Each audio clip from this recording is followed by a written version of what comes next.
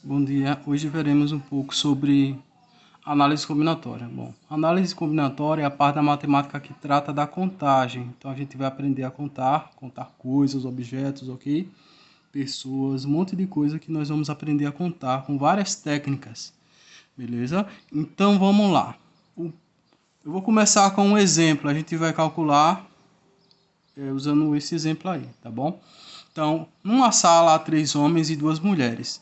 De quantos modos é possível selecionar um casal homem e mulher? Bom, eu tenho que selecionar um casal que seja homem e mulher, tá bom? Então, o que eu vou fazer? Eu vou anotar aqui. São 3 homens. Então, eu vou chamar homem 1, homem 2 e homem 3, ok? E 2 mulheres. Mulheres. Chamar mulher 1 e mulher 2. Bom, para formar um casal homem e mulher, eu tenho que selecionar um homem e uma mulher para formar um casal, né? Então, quais seriam essas possibilidades? Eu poderia formar um casal. O homem 1, por exemplo, ele poderia formar casal com a mulher 1, não é isso? Ou com a mulher 2. E aí seriam 2 casais que ele dá para formar, né? O homem 1, mulher 1 e o homem 1, mulher 2. Além disso, o homem 2, ele pode formar também um casal com a mulher 1 e um outro casal diferente com a mulher 2, né? A mesma coisa com o homem 3, ele pode formar um casal homem e mulher, homem 3 com a mulher 1 e pode ser homem 3 com a mulher 2. Ok? Então, nesse caso, nós podemos formar 6 casais, beleza? Essa questão nós poderíamos também resolver de uma outra maneira, tá bom? Como assim? Usando o princípio, que é chamado princípio multiplicativo, ok? O princípio fundamental da contagem. Vamos lá. Pessoal, para formar um casal homem e mulher, eu tenho que escolher 2 pessoas, vocês concordam?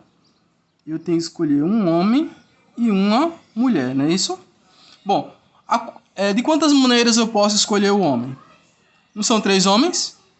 Então, o homem eu posso escolher de 3 maneiras aqui, né? Pode ser o homem 1 aqui, pode ser o homem 2 ou o homem 3, né? Então, aqui eu posso escolher de 3 maneiras. E a mulher, eu posso escolher de 2 maneiras, né? Pode ser a mulher 1 ou a mulher 2. Então, aqui, o número de maneiras que eu posso formar um casal homem e mulher, 3 vezes 2, 6. E realmente é 6, só contar 1, 2, 3, 4, 5, 6 casais.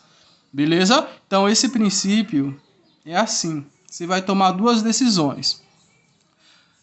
Para a primeira decisão, para formar um casal, é escolher o homem. Você pode escolher o homem de 3 maneiras. Escolhido o homem, você vai escolher a mulher, que são de 3 maneiras, então é só multiplicar. 3 vezes 2 vai dar 6, que no caso são 6 casais. Casais homem e mulher, ok? Bom, vamos então para um outro exemplo. Para fazer uma viagem Rio-São Paulo, posso usar o transporte trem, ônibus ou avião. De quantos modos posso escolher os transportes se não desejo usar na volta o mesmo meio de transporte usado na ida? Então ele vai de Rio para São Paulo e depois voltar para o Rio de novo. Então deixa eu anotar aqui os dados. É Rio e depois ele vai para São Paulo, ok? Aqui é a cidade do Rio, aqui é a cidade de São Paulo. E ele pode ir ou de trem, ou de ônibus, ou de avião, tá bom? Mas o que é que ele vai fazer? Ele vai com um desses 3 e na volta ele não pode usar o mesmo transporte que usou na ida. Por exemplo, se ele foi de trem, ele não pode voltar de trem. Se ele foi de ônibus, não pode voltar de ônibus. Se ele foi de avião, não pode voltar de avião. Beleza? Então, vamos lá. Pelo princípio multiplicativo, existem 3 possibilidades de Rio para São Paulo, né?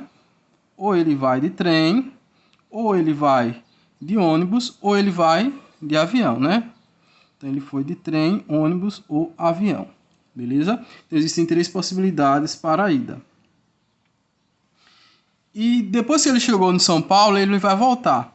Bom, se ele foi de trem, ele vai ter ou ônibus ou avião. Então, vai ter 2 possibilidades para voltar. A mesma coisa se ele foi de ônibus, ou ele vai voltar de trem ou de avião, né? Ou se ele foi de avião, ele vai ter de possibilidade para voltar a trem ou ônibus. Então, na volta, ele terá 2 possibilidades. Na ida de Rio para São Paulo ele terá 3, porque pode ser trem, ônibus ou avião. E na volta ele só terá 2 possibilidades. Então a resposta vai ser 3 vezes 2, que dá 6. Então 6 maneiras dele ir e voltar. Ok? Então é isso. Vamos então para mais um problema de análise. Análise combinatória, né? Bom, uma bandeira é formada por 4 listras, que devem ser coloridas usando apenas as cores amarelo, branco e cinza. Não devendo listras adjacentes ter a mesma cor. De quantas maneiras pode ser colorida a bandeira? Pessoal, quando vamos fazer problema de combinatória, é importante que nós nos coloquemos no lugar da pessoa que vai fazer a tarefa, tá bom? No caso aí, a primeira coisa que eu vou fazer é desenhar a bandeira. Vou fazer uma bandeira e vou colocar as 4 listras, beleza? E daí eu tenho que pintar essa bandeira, beleza? Mas ele só pode pintar com 4 cores, não, com 3 cores. Com amarelo, com branco ou com cinza, tá bom? Não devendo listras adjacentes, adjacentes significa vizinhas, tá bom? Então listras vizinhas não podem ter a mesma cor. Então, vamos lá. Tem aqui um pote de tinta amarela, tem um pote de tinta branca e tem um potezinho de tinta cinza, ok? Lembrando que listras adjacentes, elas não podem ter a mesma cor. Bom, a primeira coisa que a gente vai fazer, então, é pintar, né? Bom, a primeira listra aqui. Vamos pintar a primeira listra. De quantas maneiras eu vou poder pintar essa listra? Eu posso pintar ela ou de amarelo, ou de branco, ou de cinza, não é verdade? Então, para pintar essa listra, eu tenho 3 maneiras de pintar ela. Ou amarelo, ou branco, ou cinza. Vamos supor que eu pintei ela de branco, tá bom? Então, agora eu vou para a segunda listra. A segunda listra eu vou poder pintar de quantas maneiras? 3? Não, não posso pintar de 3 porque o branco eu já usei. E a segunda listra, a vizinha, não pode ser branca. Então eu posso pintar a segunda listra ou de amarelo ou de cinza. Então para pintar a segunda listra eu teria 2 possibilidades, ok? Ou pintaria de amarelo ou de cinza. Beleza? Então vamos supor que eu pintei ela de cinza. Vamos supor que eu pintei ela de cinza. Então vamos para a terceira listra. Eu vou pintar a terceira listra.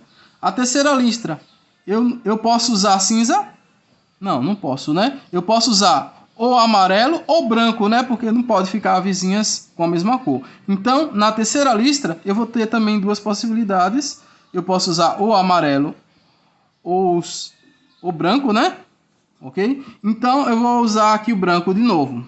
Vou fazer diferente. Não vou botar amarelo, não. Vou botar só o branco. Então, usei o branco. A última listra, eu vou poder usar quais cores? Ou amarelo ou cinza, né? Então, eu vou pintar ela agora de amarelo.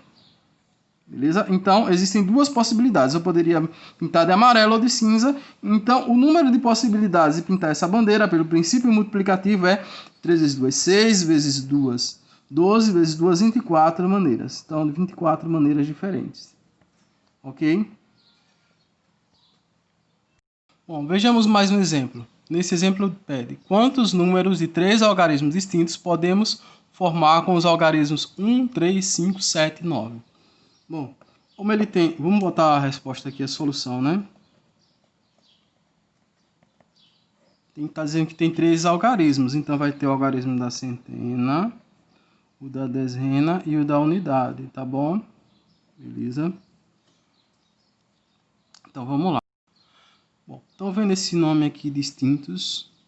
Distintos é a mesma coisa que diferentes, tá bom? Então, esse algarismo tem que ser diferente desse e também tem que ser diferente desse. Bom, a pergunta que eu faço.